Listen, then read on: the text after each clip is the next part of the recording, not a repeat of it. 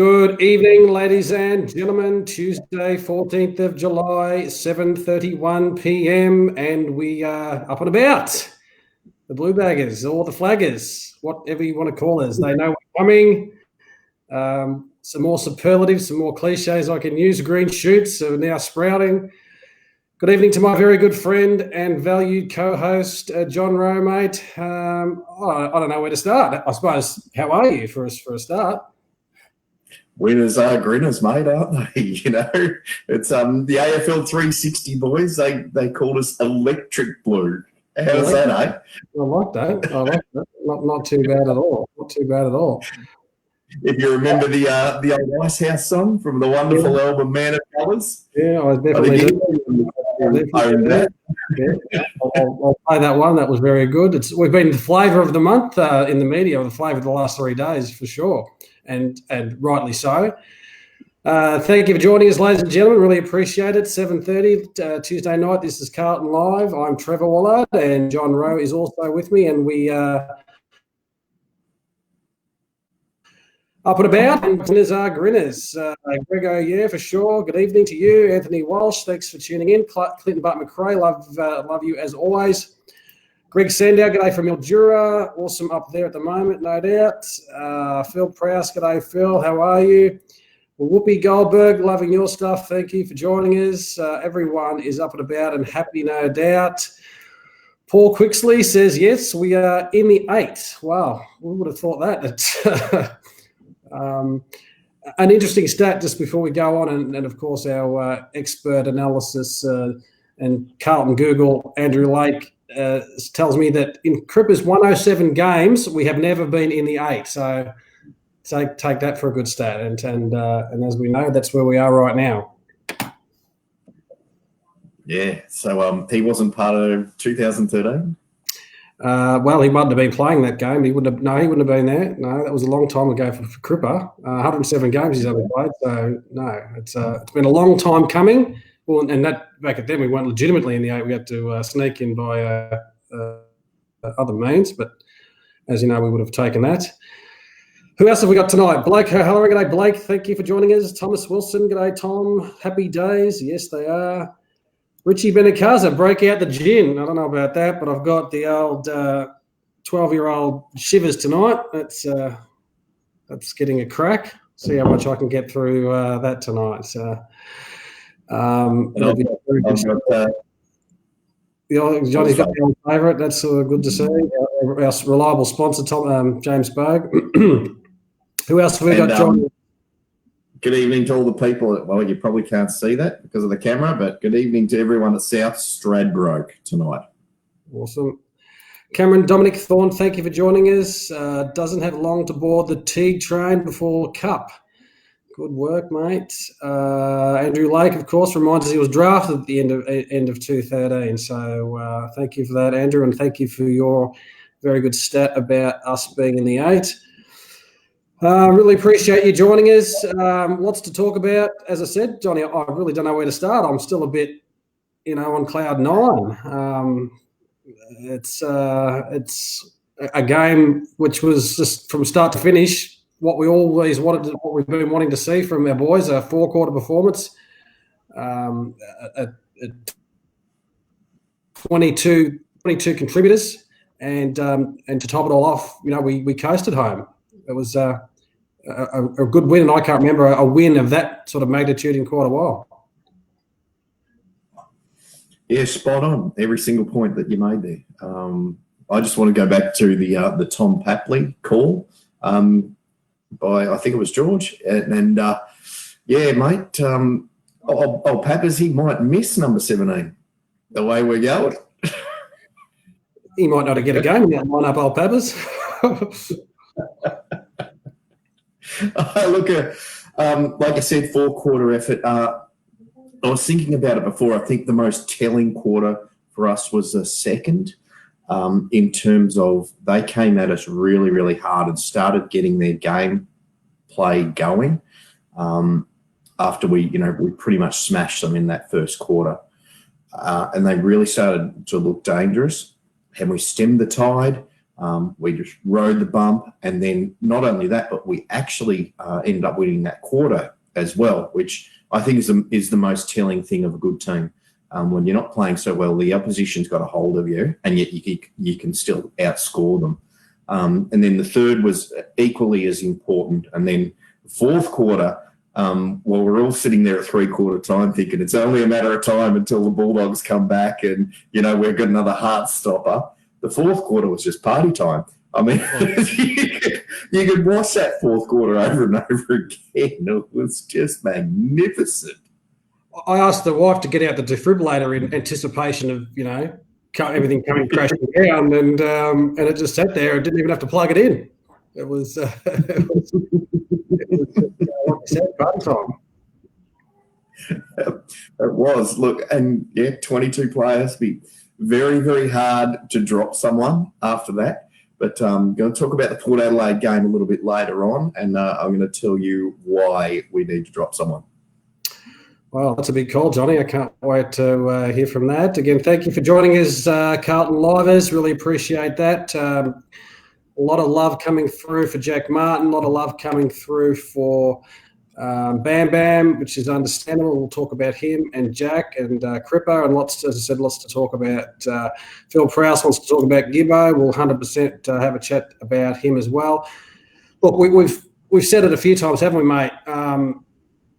It's about intensity for us and tackling and confidence, and we know we've got those players out there that can play those roles, and we know, I think, now that our list is where it should be, and it's just game day where it needs to come together. And right from the very first bounce, we could see that we were on with our tackling, our forward 50 tackling. Harry Mackay was tackling. Levi was tackling. Ed was on. It was just on from the start, and not only that, the ball handling in the wet, our willingness to take the game on, the way we played the wet. It was just I couldn't fault anything or a player. It was just one of those really good nights that I hope set us up for the rest of the year. Yeah. There's so many points there that I want to touch on. I'm probably going to have to replay what you just said because there's so much to talk about. But in terms of the game as a whole, and what your last point there I want to talk about first is turning point. Is this the turning point where we actually start to believe as players and as a club that, hey, we are the real deal? You look at the scalps that we've got. We got Geelong in Geelong, and they're sitting in second. We got Essendon at the MCG, and they're sitting in fourth. We got the Bulldogs, who were the informed team, and if they had have beaten us, they would have pushed for fourth. We really only have let ourselves down in the St Kilda game, which we haven't had a chance to talk about. We'll probably wipe anyway. That was really the only time, that and the first quarter of Melbourne and Richmond, where we've really let ourselves down. There's some pretty big scalps amongst that, and we can get another really big one on Saturday, Sunday, I think it is. Yeah, you're right, and it's going to be one of those seasons. It's up and down. The St Kilda loss was obviously disappointing, and Teague, I think, and I love Teague's presser, and I always do love his presser. He's really straight down the line and says it how it is. The St Kilda game, he said, which really, resonated with me, is that they learn a lot from St Kilda. He said that St Kilda played that game the way Carlton should have played that game,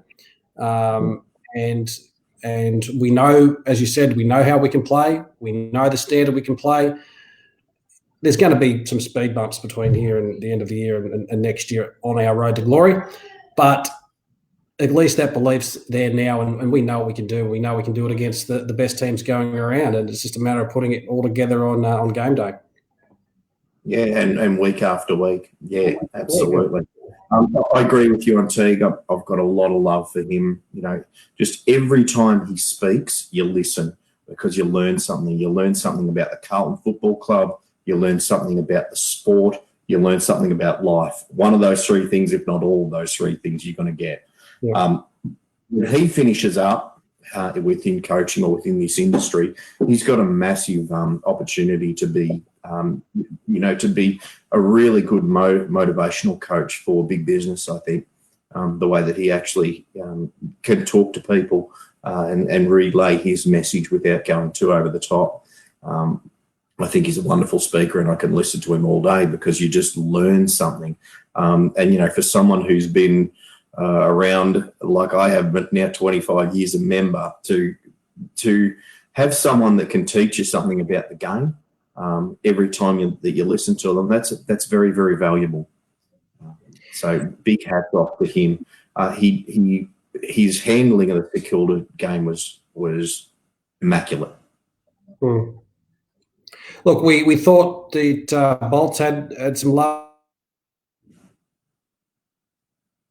The player to a whole new level, his relationship with the players and what he's getting out of them, and that started from his first game, didn't it? It just they clearly are so invested. There's a few people have pointed out the vision on the bench from Tommy Mims to get his ankle strapped. We'll kick that goal, and McGovern. They're really invested. After the game was just magnificent.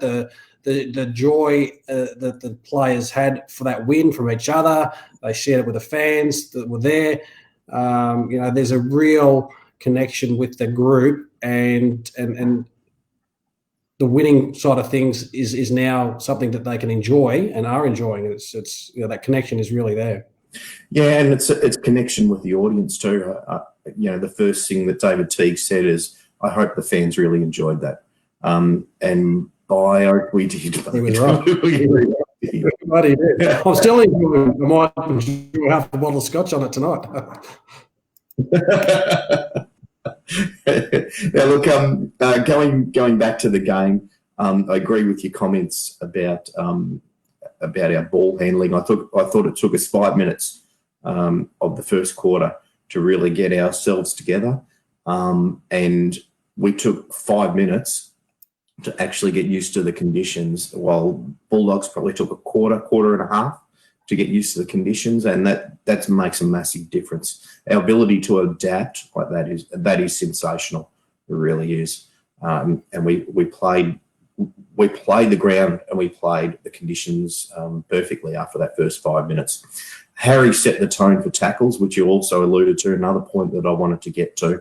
I can't give enough credit to him for starting that, because that sets a mindset, isn't it? You've got a big, lanky, tall forward who pulls down one of the fastest blokes in the AFL, and a goals are scored out of it. It doesn't come much better, mate. Let's say hello to some more of our awesome guests. Heath Buck, thank you for joining us. Vicky Ann Purcell, awesome work. Lovely to see you here. Fellow Carlton Live Slotto Syndicate member as well. We missed out on the 80 million, unfortunately, but the win was just as good. Gav Whelan, g'day Gav. Matthew Coughlin, how are you? Thanks for joining us. Peter Vlahos, Shannon Wells, love your stuff. Russell Dobson, Mark McKenzie, fellow Carlton Live member. Adrian Hines, not working tonight, mate. Hope you're having a good night. Who else have we got? Really appreciate you joining us tonight. After a fantastic win. Hard to pick some standout players, but we'll have a chat about it. There's so many. There was, as I said, there was not one passenger. There's a few players maybe down on stats, but they played their roles beautifully. Mr. Plough on his 100th game deserves a mention and a good win for his 100th game. Pitnet just seems to be, he's up against a younger ruckman, but was, sensational, and some of his, tap to advantage was fantastic. Jack Martin, what can you say about Jack Martin? He's just a gift from God. And I don't even believe in God. Hey? We should sponsor him. We should sponsor him. That's a great idea. We probably should sell our sponsorship, because we could probably get $100,000 for him right now. Anyone wants to take that up for sure. They'll be coming for us next year. Bam Bam came into the side after a good string of scratch match performances. Clearly slimmed down, clearly fitter. Is he the answer to our midfield bull that we're looking for or we're chasing? who knows? He's got a bit of work to do to get that consistency. Look, before you go on, I just want to single out Bam Bam because that's easily his best game in blue. I'm gone. I don't know why I'm gone, but I'm gone. Can you hear me? I can hear you, but yeah, good that your face is gone. I mean, yeah, no, I can't see you, sorry. Arsehole. Look, that's easily Bam Bam's greatest game in the Navy. The only possible time that I could think that he played that well was that first quarter against Richmond in 2018, where we smashed them out of the middle, and he had a field day, and we kicked 6 goals to none or something. Sorry, I'll pull you up a bit, but let's not forget Bam Bam came in late last year and was playing a bit of a forward role and doing really well there too. So he showed a bit in that sense. But now that he's slimmed down even better, and obviously is fitter as well. That midfield role is beckoning. But you still with us, mate? Yeah, still there. Completely different role, isn't it, that he played on the weekend, as you say.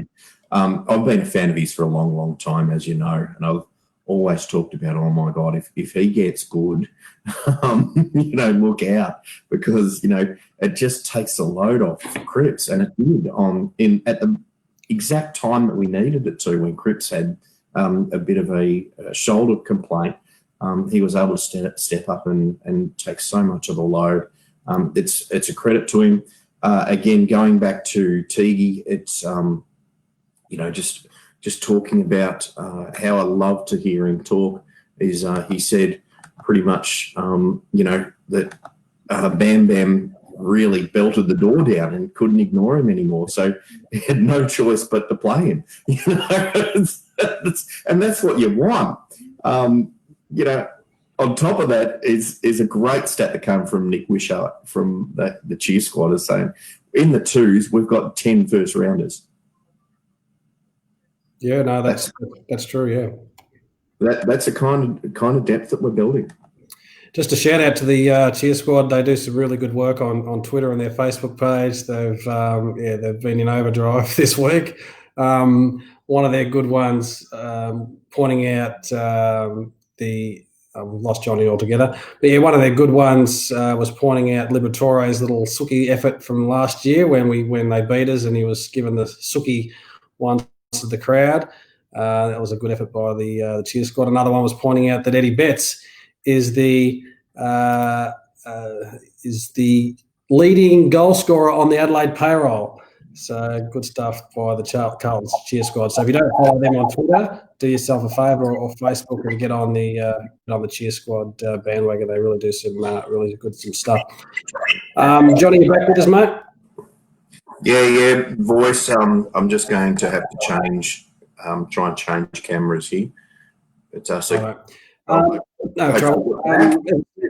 Getting on to some other sort of standout performances. Ed's role was fantastic. Started on Bont, and then moved his way over to Smith. Smith got a bit of dominant, clearly the number one tagger in the comp, Ed, and got some of the ball himself.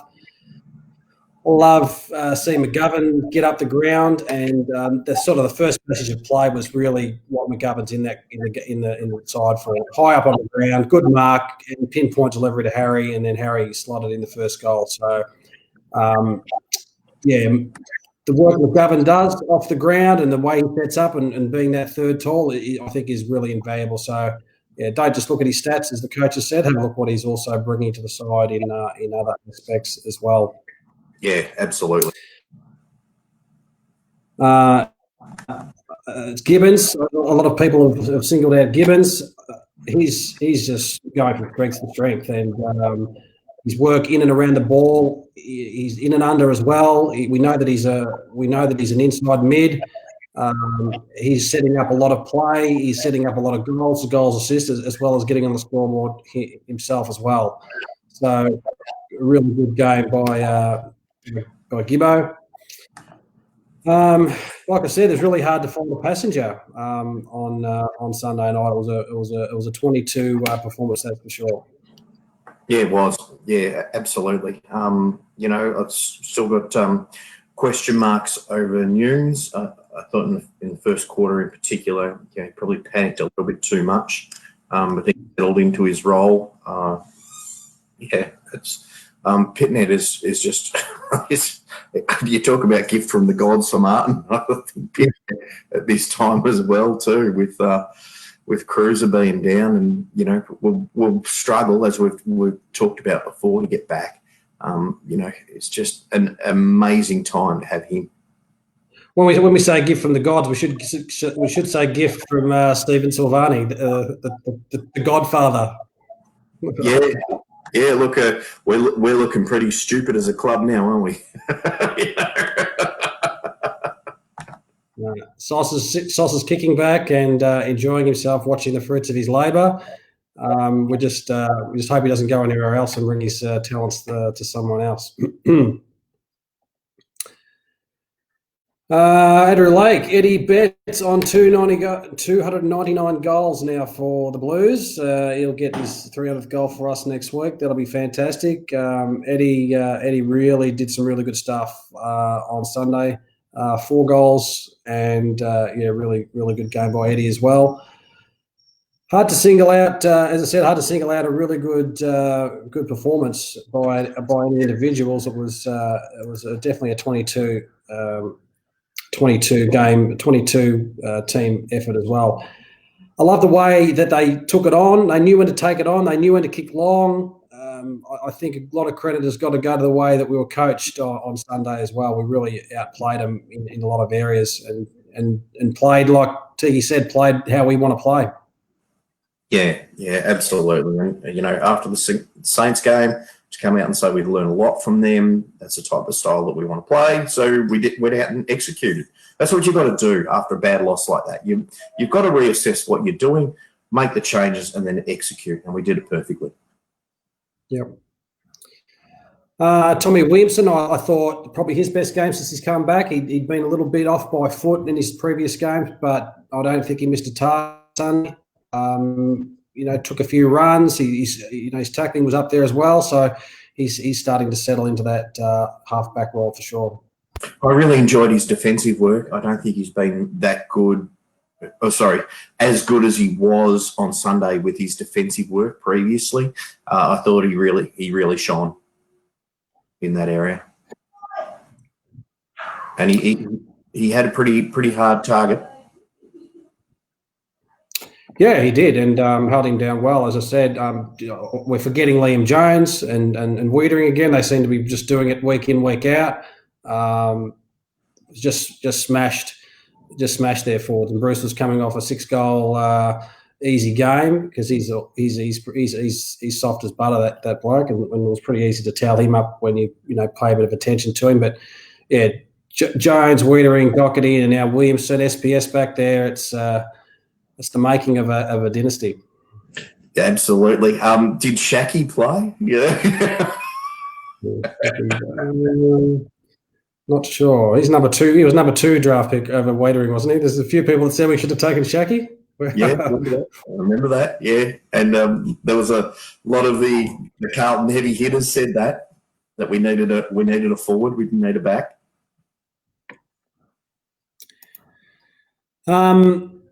There's a few really good passages of play I want to point out, and it was a lot of the time when we're just going through the guts, and we talk about setting up from defence, and our ball movement and our disposal, even though the stats say it was quite down, which is probably understandable in the conditions, but our ball movement and the way we're hitting targets when we took the game on, I thought was a standout as well. Yeah, if you're going to have that sort of ball use and that sort of quality of delivery, doesn't matter who you play, you're going to be pretty hard to stop.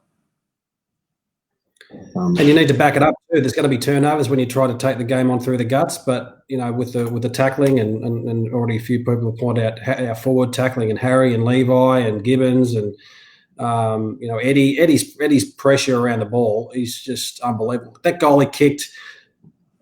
And a few people noted that it's not Carlton that ever kicks the red time goals. It's always the goals that the red time ones that go against us. And I think it was that midfield passage of play that ended up in Eddie's hands. No one else in the AFL kicks that goal but Eddie.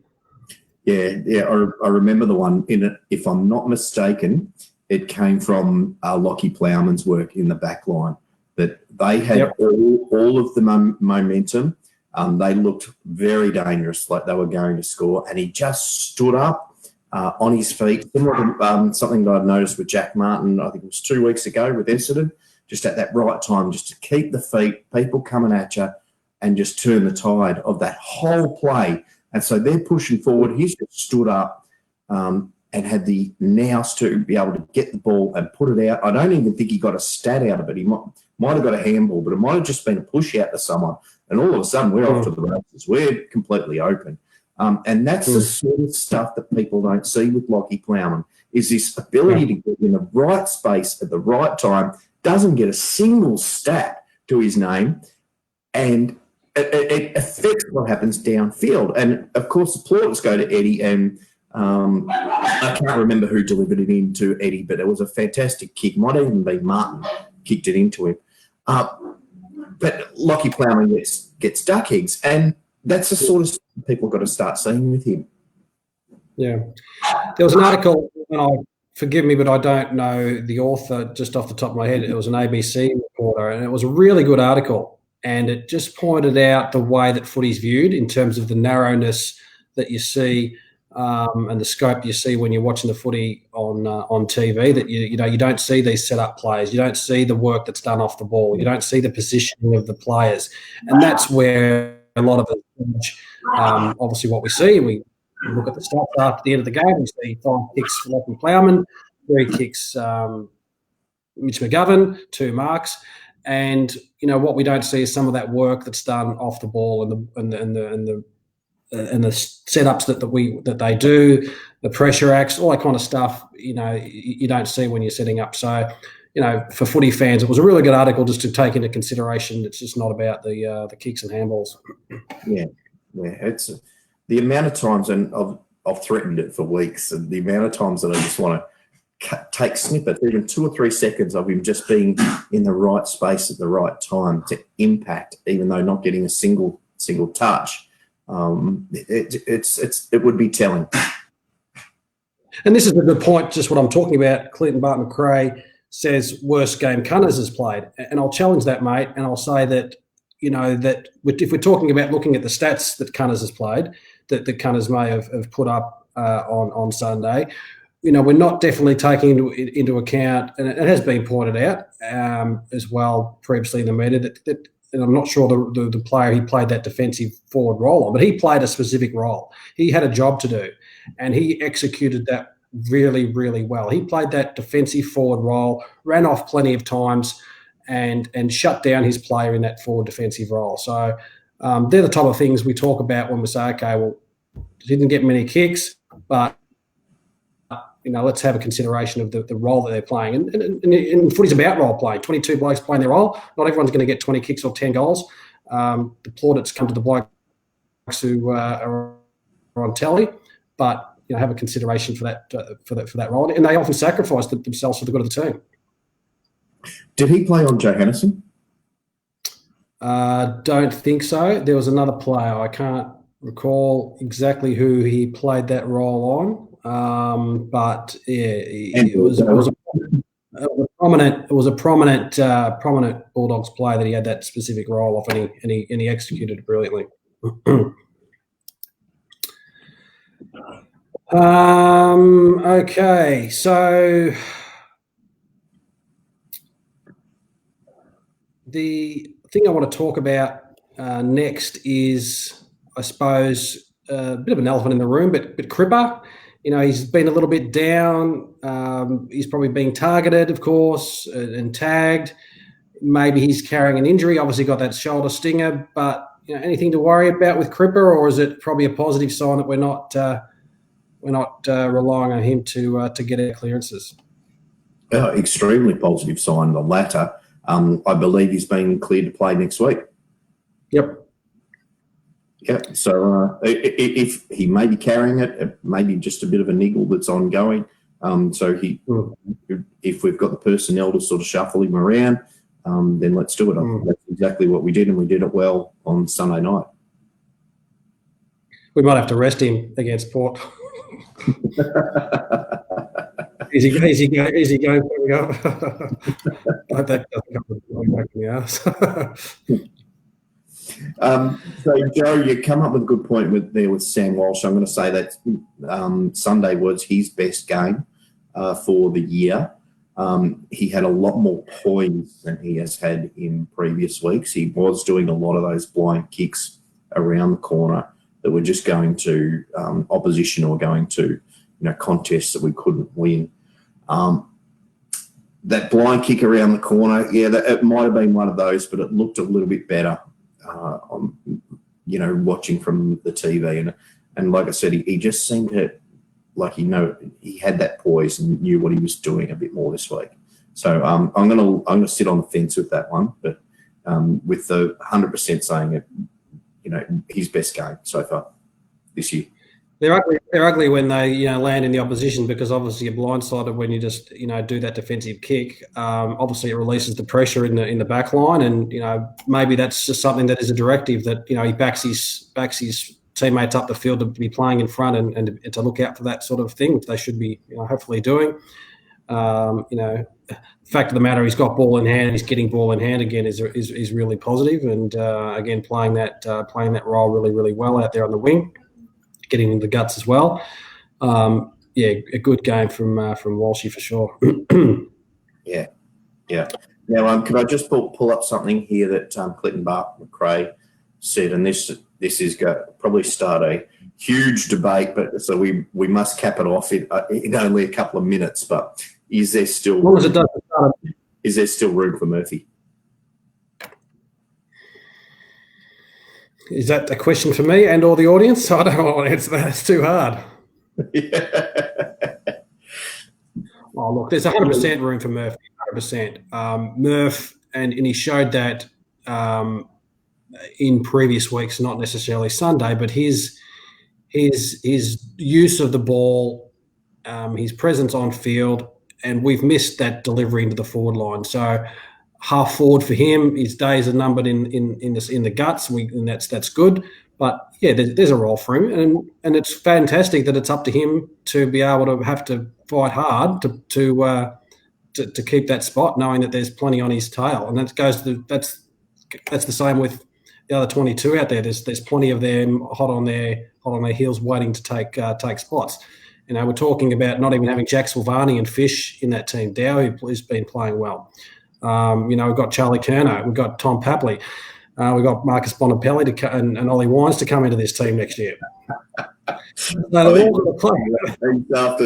this year.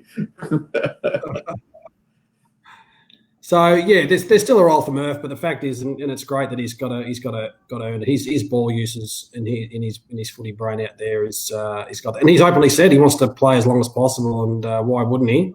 When he's can taste something happening, and the same with Simo. Simo gets written off every second week, and then he does puts in a good one, and the fact that we're winning and that we're doing well helps Simo out, and it helps that longevity for him as well.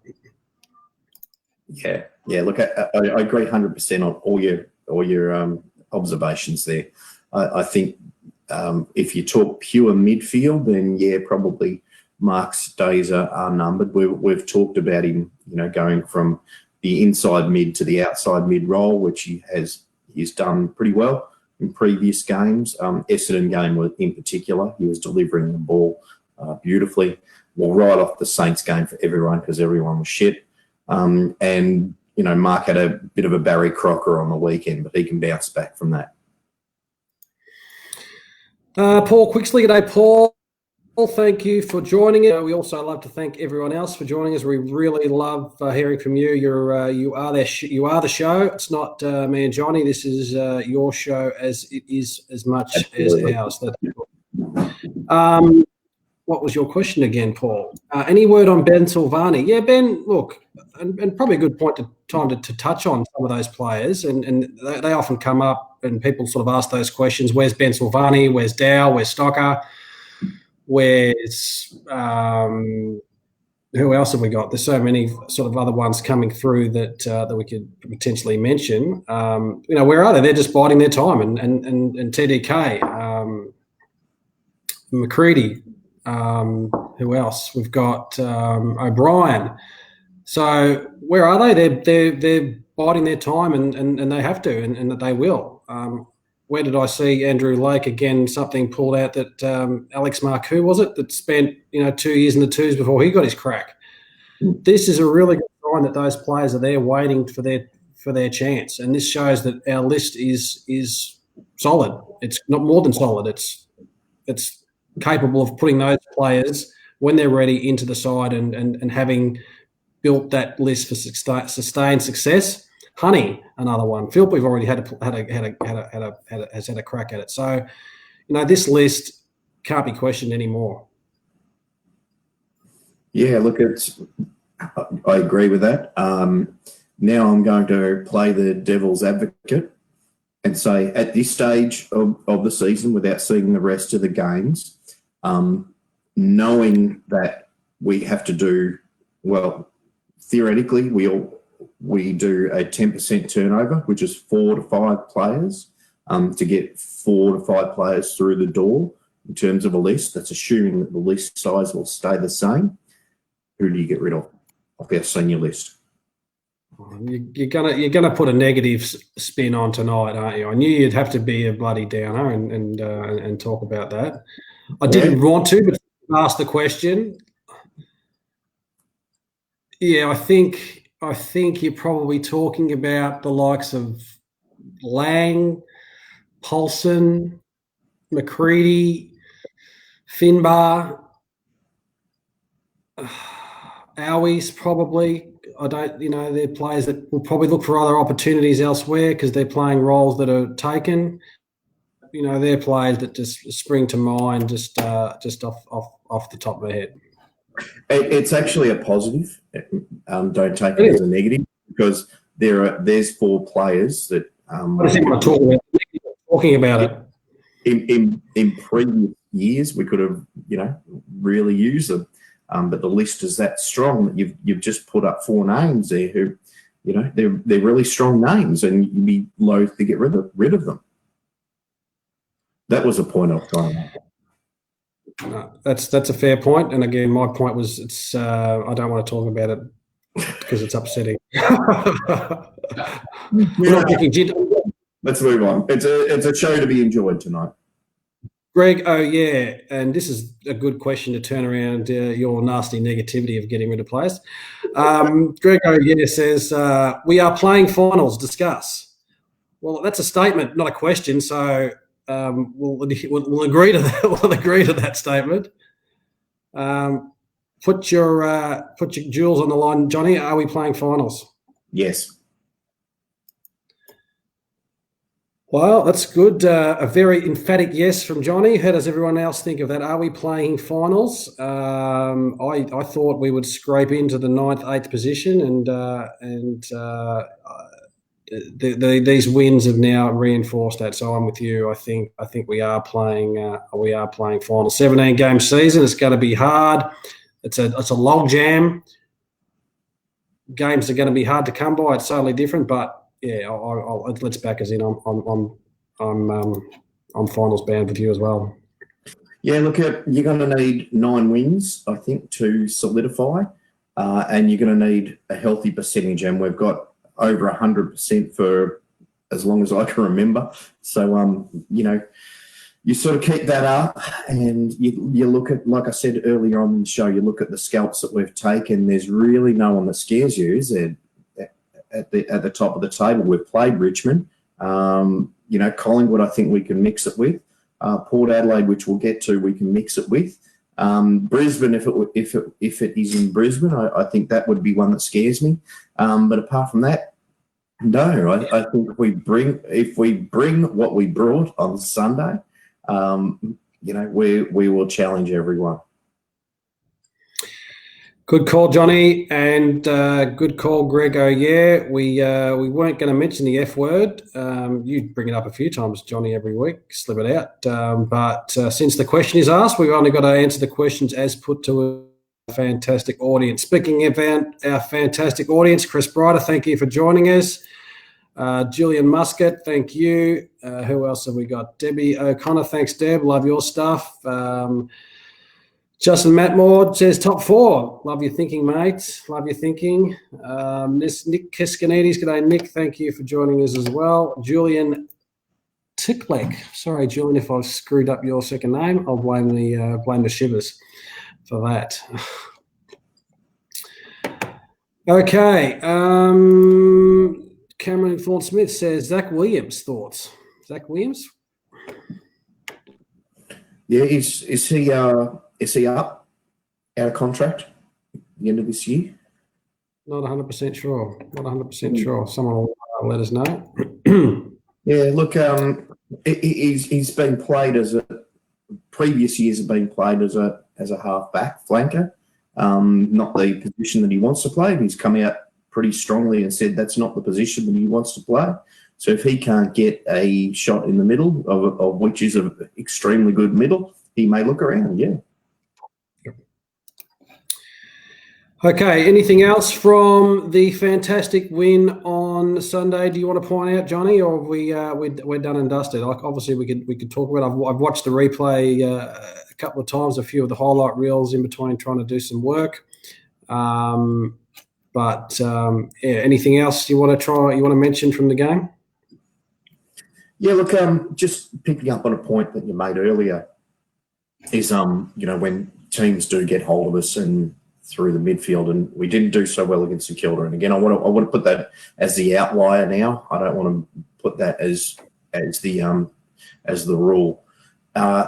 When teams do get hold of us, yes, you mentioned before you win premierships off a back six like that we have, and they can repel a decent attack coming in. They can make the difference. When the ball's coming in against really, really top forwards, and we did that against Geelong. I thought that was a good case for decimated. We completely destroyed the Bulldogs attack.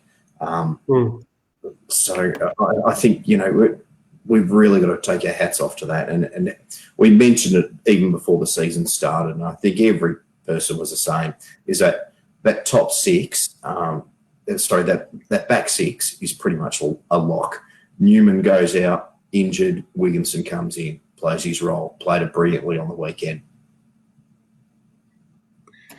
Yeah, we've just got those. As I said, that's all about the part of building that list, isn't it? To have that replacement and ready-made player that can step up to that role. And and another one that we're missing is of course Newman is in our best 22. We've got the young bloke that did his knee that's come in, so he's going to be thereabouts next year. Time that is for sure. He's a frightening prospect to bring in. What you've got to remember is a brilliance of Silvani is what he took that pick. What he made that pick of last year. He got Phil, but also he's got a guy. If he hadn't have done his knee, would probably have gone top 4. Yeah. Scary, and he's a very, very big lad. A very, very big lad. And like a brick shit out, and apparently he can move. When fit, he can really move.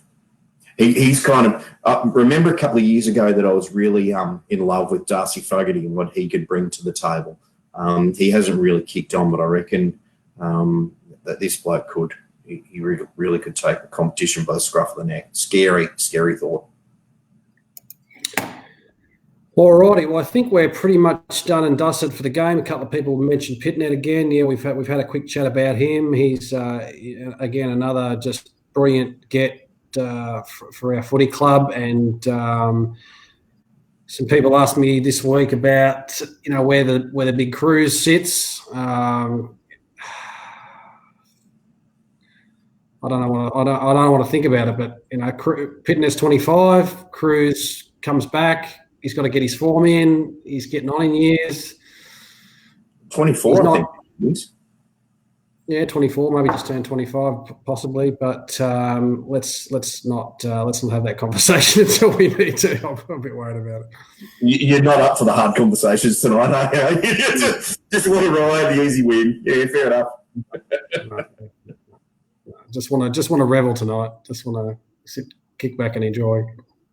I've also been watching Suits. Been binge watching Suits, which is another reason why I'm getting onto Scotch, because I don't know if you've watched that show, but every episode they get out the Scotch and they're drinking that. So that's enticed me to open up a bottle tonight.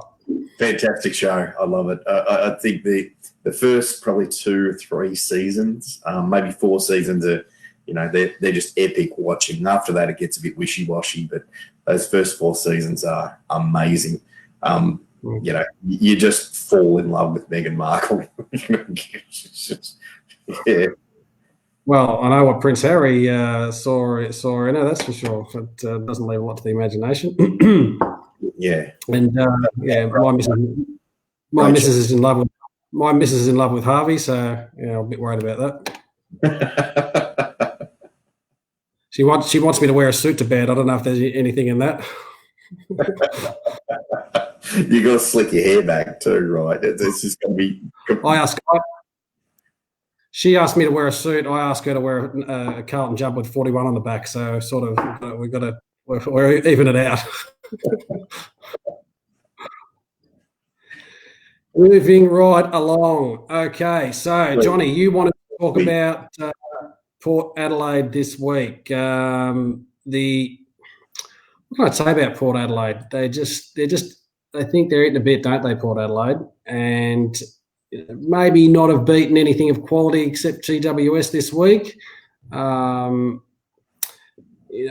Everything's a hard game. There's no easy games this year. So let us rip, mate. You wanted to have a chat about how we go about dismantling Port Adelaide. Give us your thoughts about that and who you think should come into the side or any changes. And love to hear from everyone else as well. Should there be any changes and how do we beat Port Adelaide? Yeah, so I watched a few weeks ago Brisbane absolutely dismantle them, and there's a few points that I'm looking at my phone here because I actually took notes at the time because I think at that stage we were to play Port Adelaide the next week. So I thought sitting down here, it was a Saturday. I was laid up anyway. Thought I'll watch this, and there's a few key things that came out of it. I don't think they're eating a bit. Like you say, there's no easy games, but I, as we mentioned earlier too, I don't think there's any really tough games that scare you. Port Adelaide away from home is probably one of those. Now, what the first thing that came up and was blinding was the height difference between the Brisbane forwards and the Port Adelaide backs. They had several centimetres on them in every position, and we've got that height in there. It's going to be one of those games where we're really going to exploit that if we play well. We'll have several inches over their key backs. So if the ball comes in and we play like we did on Sunday, I don't think the Port Adelaide's got height to be able to counter that. That's one of the key things. I don't think that they've got they've really got the ability to stop someone like an Eddie Betts at the feet to either if the ball comes in well. But the marking ability that we've got, the height that we've got, could really tear them apart, pretty much like Brisbane did. Boak has turned back the clock about 10 years. And he's playing some of the best football of his career, and he looks absolute silk at the moment. But guess what? We've got the best stopper in the league. So I think Curnow going to him is going to play a big part if we do win, or when we win. Let's say Curnow going to him and stopping his influence is going to be massive. But also their young players. I think we've got the young players to go with them as well, and to show them up. So I think that's an important part. One thing that Brisbane absolutely did perfectly is get to Charlie Dixon. Now, Charlie Dixon has always been a confidence player, up and down like a fiddler's elbow. But if he's on, he is really on. But they just annoyed him. They frustrated him. And once he got frustrated, he completely lost the plot and he stopped leading correctly. His running patterns were terrible. And he really just, did the big sook.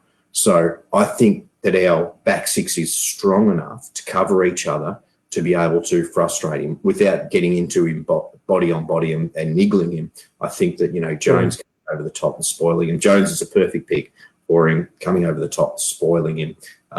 Weeks doing his magic. And the others getting in intercept marking is really, really going to frustrate him. So he's very important to stop and stop him early. If he gets 2 goals early, he'll be unstoppable and they will win. Stop him early and he'll crack the shits and it'll be very, very difficult for them going forward. Now they're a very forward running team as well, like Richmond used to be about 2 years ago.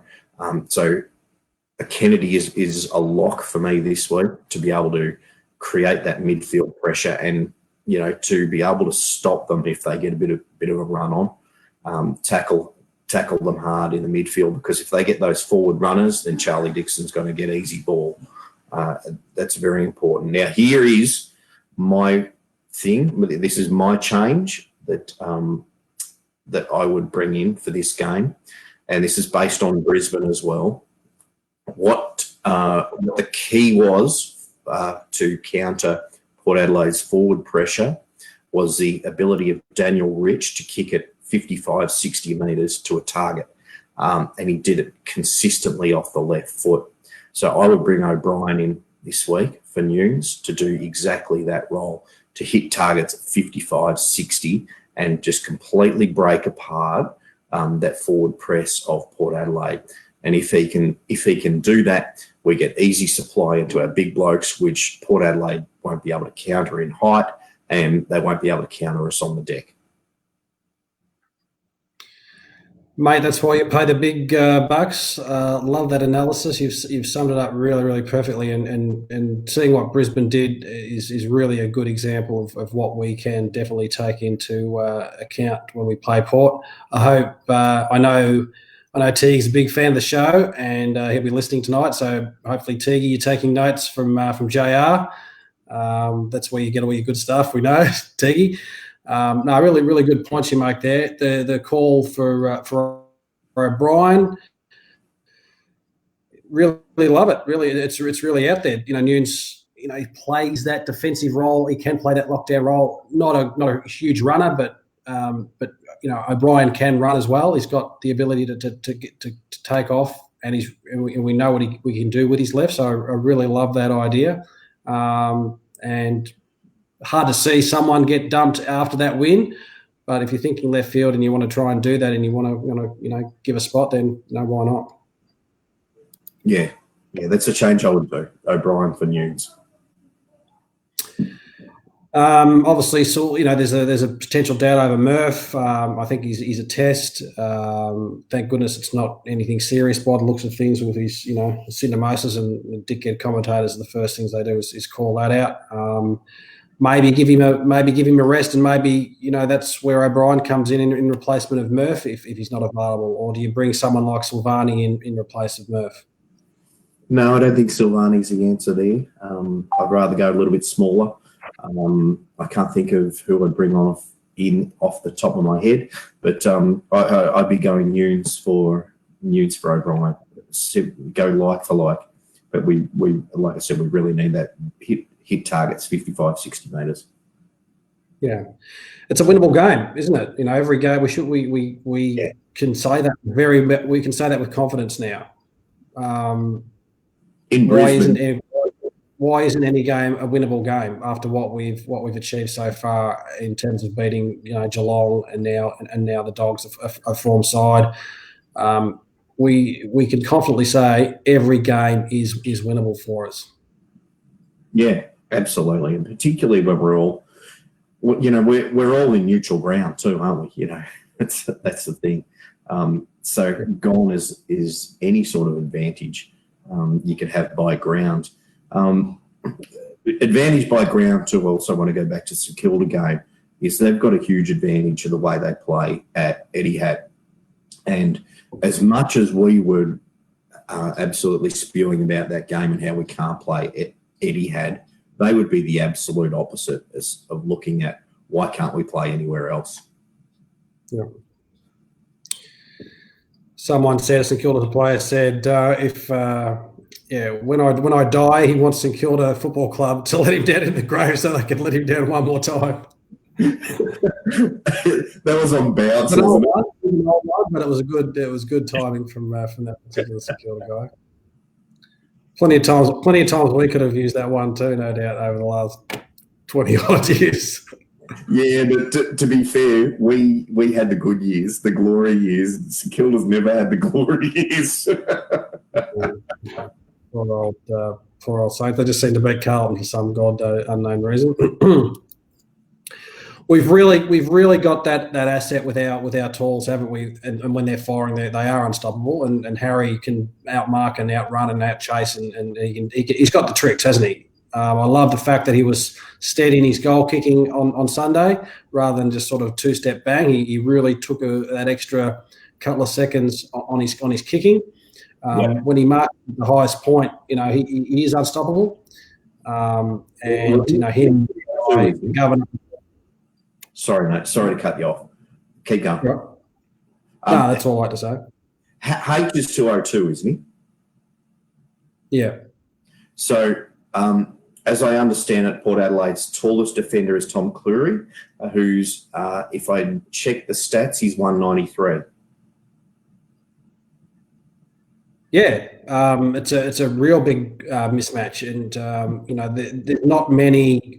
There's hardly any teams in the league now that have got that really big defender with H, and then you've got to contend with Levi and again McGovern playing up high. So it's a real massive advantage, and we now and having Eddie there that is going to be Eddie everywhere. Martin when he's in the forward line, Cunner's in the forward line, Gibbo, around there, Murphy. It's when it's on, it's a really exciting proposition when they're playing well and locking it in, and their ability to lock it in and tackle. Levi's tackling, Harry's tackling. That's it's not going to get out of there in a hurry. Yeah, going back to Martin, Harry's 204, so that's 11 centimetres he's got on Cleary. That's a lot in football terms, or in any terms, really. I mean, that's 4 inches. Jesus. But I just want to go back to Martin, and I hate to pump up my own tyres, but I'm going to do so here. When I mentioned in pre-season how much I saw of him and how much I couldn't believe how good he was overhead. Like, he played so much taller than what he actually is, and we saw that on the weekend. That mark that he took overhead against one of the best defenders in the league, I'm going to say, in Easton Wood, was just absolute genius. That was as strong an overhead mark against him as you'll see. Oh, and Easton Wood's the top 5 defenders in the comp. Yeah. His body positioning, he reminds me of Dustin Martin one-on-one. He just positions himself so well, remains composed, eye on the ball, and he knows where his opposition is. He's just a classic footballer, isn't he? And he's just so clean, and and he's got the tricks. 1-on-1 in the forward line, strength around the midfield. He's tackling. I think they said that he's the one that sort of set the bar for the tackling in the pre-season. Yeah. Can't speak highly enough of Jack Martin. I thought he's our best player anyway on Sunday. Yeah, I'll do that for SPS, particularly in that first quarter. I think he lifted the bar in terms of skill level as well. His ability to pick it up so clean in greasy conditions. I think he really set the bar for us in that first quarter. It was just a pleasure to watch. Mac Champion says, will Wines lay down for us or play out of his skin as his job interview? Well, Bob laid down for us, so he might as well. It's a bit of a conundrum for Ollie Wines, isn't it? What does he do? being a Carlton boy as well. Yeah. Look at It's getting to the stage, do we need these blokes? You're going to have to pay them just ridiculous money. Do we need them? Well, Matt Kennedy will have a lot to say about that, and he seems to be enjoying his footy, and it's up to him now, isn't it? He can take that spot. That's what he was brought in for. It's there for the. Yeah, after Sunday, it's his to lose. It's his spot to lose. Yeah. And he was picked up early. You know, he was a high draft pick. He was touted as a really good player. You know, is that another credit to our friend? Had too much scotch. Who's our performance? Andrew Russell, coach. Andrew Russell clearly done a lot of work, and maybe Kennedy's got a lot to thank for Russell as well. I think so. You have a look at the shape of him. The shape of him is completely different from when he first turned up. You know, he was very square, if you like to say that in terms of body shape, and now he just looks like a triangle. Chris Broberg, I want to mention this comment because it's really right on the money, and thanks, mate, for putting this out there. I'll read it out. This game to tell us and everybody that we are on track, especially going forward to make the finals. We can win this game. We are on the rise. Exactly right. This is probably the game. Win this, and you know the rest of the season is our oyster. We head over to Perth. I think we got the Hawks and North Melbourne after that, who are, you know, like you said, to coin a John Rowe phrase, up and down like a fiddler's elbow. This is probably the game, mate. Win this, and it's and knock off really who are the, you know, regardless of who they've played, they are on top of the ladder. Knock them off, and then it's game on. Yeah, I think that will solidify the thinking that we've got. It will solidify our place in the competition, that teams will start to say, oh, shit, you know, we've got to be worried about these guys. They know we're coming. They know we're coming. No, it's really awesome. Before we sign off and get everyone's thoughts and tips for the night, first of all, just thank everyone for joining us. Really, really fantastic. As I said, it's your show as well. We're just here in front of the camera, waffling on as much as we can, and get to have a bit of a drink as well. I hope you're at home having a quiet one as well. But as I said, it's your guys' show as much as ours. I know you, Johnny, want to have a talk about just the comp in general and the AFL, so I'll let you have that in a second. Just want to point out my man again, Levi.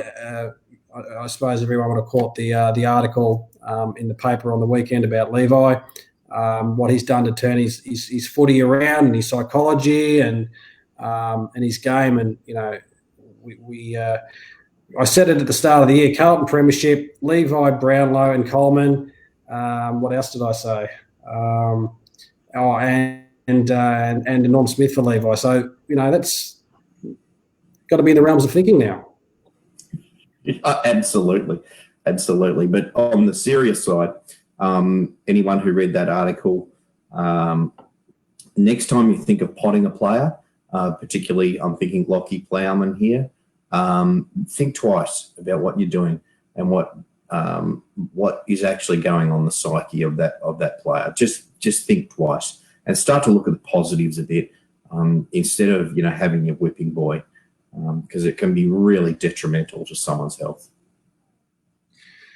And yeah, you're right. And footballers were human beings and people, and it was really, I really love that article. It's really well connected. The fact, something resonated with me about, you know, his wife saying, you know, certain things, and she was the one that suggested, you know, seeking alternate assistance outside of footy. And she said, you know, just remember 10-year-old Levi in his Carlton jumper, what it would mean to him, and to think that he would be playing for his team, you know, as a man, and that really resonated with me, and it's really fantastic to see a bloke like Levi, obviously a fantastic person and family man as well, have some success. So stick by your Carlton players. They're there because they've done the hard yards, and you know, that's they're wearing the navy blue and representing us as well with themselves.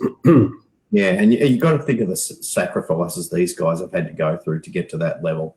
I mean, you think of anyone that you played football in your school years, or in the thirds, seconds, whatever, and you saw some.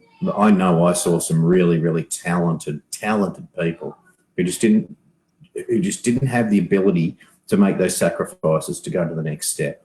And these guys have, and let's give them all a little bit of credibility for what they've done. That's it. Johnny, you wanted to have a chat about the comp in general before we sign off and get everyone's tips. There's a few tips coming through, which is fantastic. Give us your take on the footy at the moment. Well, first I'll finish with a tip. I'll start with a beer because this might take a little bit of time. Okay. I was going to sign off because time for my cup of tea and Vicky's. So what happens with the competition, and has happened for a long, long time. Gone are the days of the dynasty, of the absolute, controlling team of a long, long time, like the Carlton days, like the Hawthorn era. Those days are gone. We've seen this year how even the competition is. And the competition, I made the point last week of 2 weeks ago, how I really, really didn't like AFL 360 and their point of view of how the competition was broken, it was fucked up, that the game was boring and everything, and that was pretty much based on, what was happening to Geelong. On the weekend, I didn't see the game, but apparently Richmond versus Sydney was absolutely diabolical to watch. In fact, I talked to probably one of the most passionate Richmond supporters you'd ever see, and he said he couldn't watch it. It was that bad. However,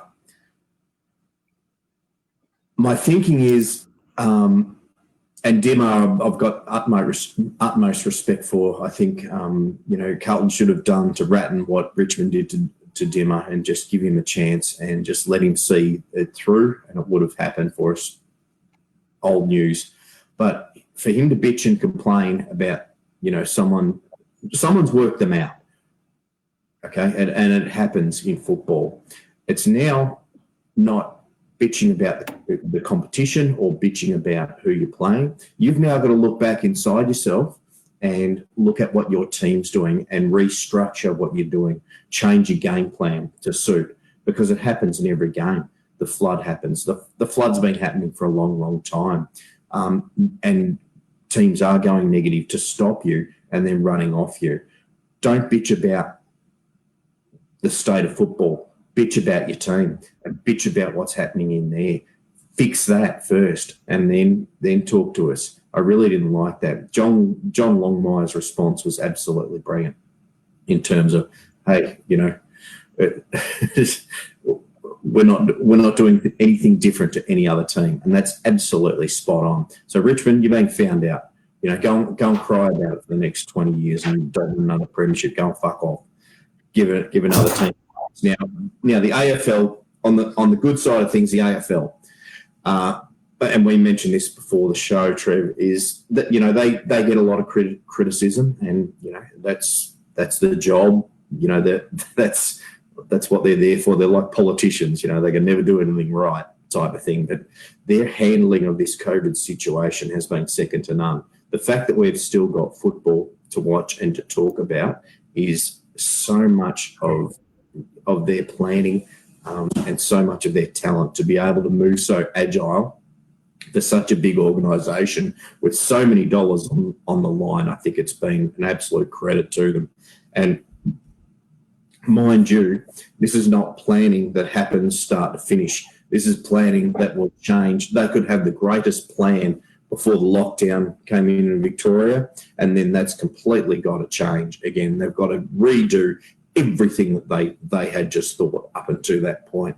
They've got to start again. And their ability to be agile and keep us having football is an absolute credit to them. And I take my hat off, because it could have very easily just been throw your hands up in the air. It's all too hard.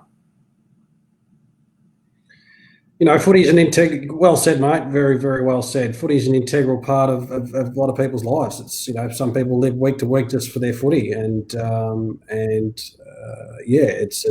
our entertainment. It's sometimes it's our lives. This is a big part of whether you're a footy supporter or you're a club supporter.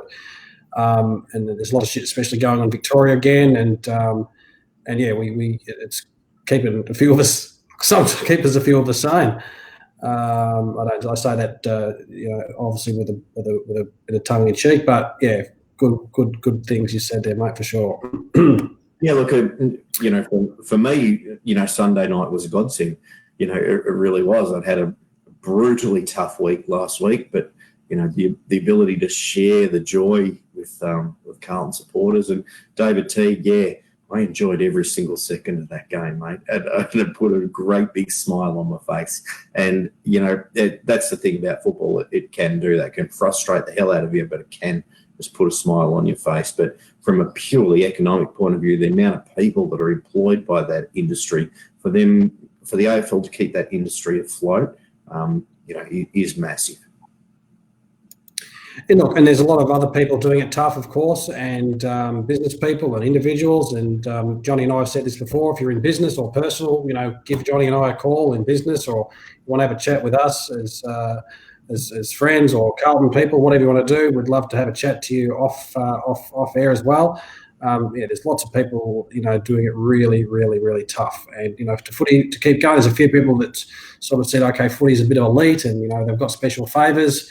That's probably true as well. We're here talking footy. That's what we're talking about, and we're talking Carlton, so that's what we're focusing on. But as I said, if there's anyone out there also doing it tough, give us a call. Let's all stick together. We're blue baggers through and through, and we're all here for each other in this crappy time.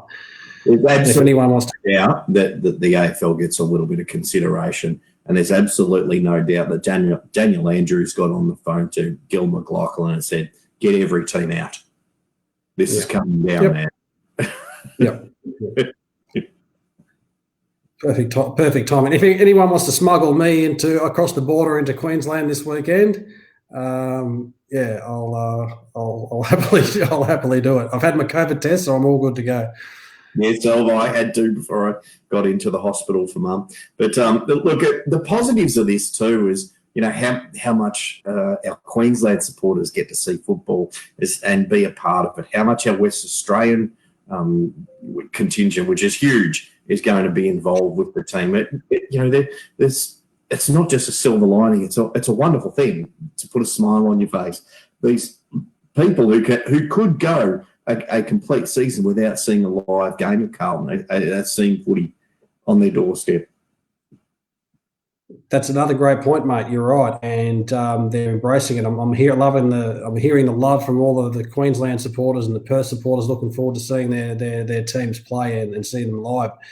We're really, really spoiled here. We can go down to training on a Thursday and watch training, or Thursday morning or Friday morning, and see it whatever we want. We can go down to the MCG Saturday. So I'd hate to know what it's like to not see our team live.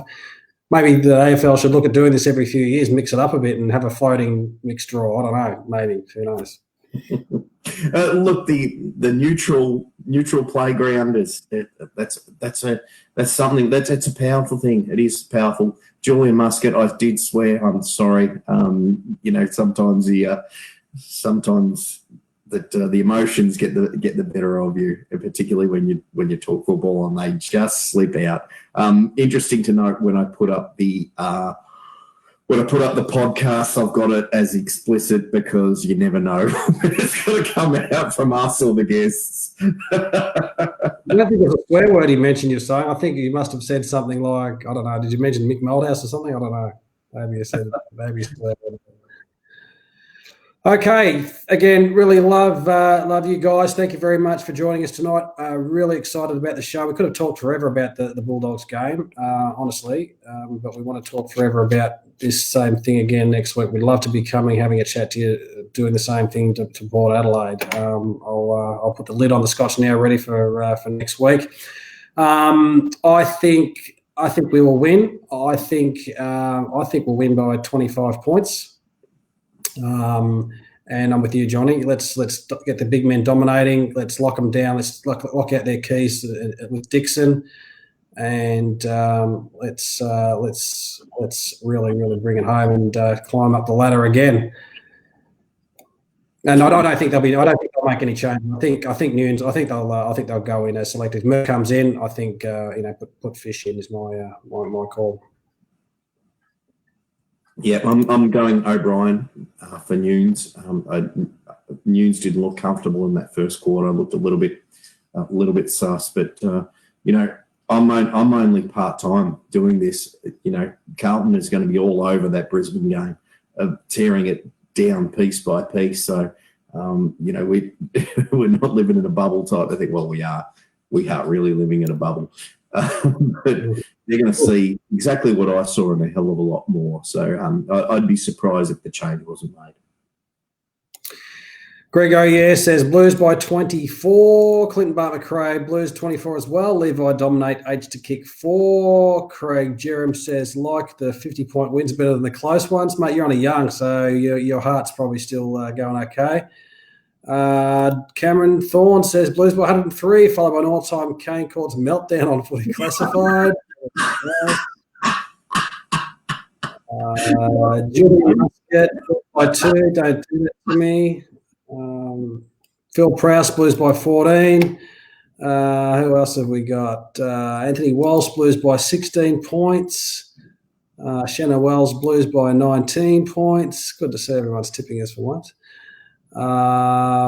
Look, it's let's get on it. Tony Prowse, Blues by 46. Everyone's up and about for sure. All right. On that note, Johnny, it's been a pleasure. You take care of yourself there. Look after yourself and your family, and we'll no doubt be chatting very soon. Thank you, everyone, for joining us. Really appreciate it. It's been a fantastic show. Everyone's up and about. Stay safe. Don't forget to reach out to friends and family should you need to. And let's go, the Blue Baggers. Flaggers. Yeah, the Flaggers. And we just beat the Floggies.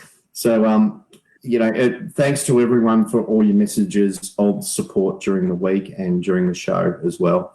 Personally, it's a very, very tough time that I'm going through, but I'm doing well. And I reckon the Baggers by 4 goals. Good night, everyone. Thank you for joining us. Give us a shout out on Facebook or Twitter or LinkedIn. Share us around. It's all about you guys as well. Good night, and we will see you next week. Thanks, Johnny. Cheers, mate. See you, mate.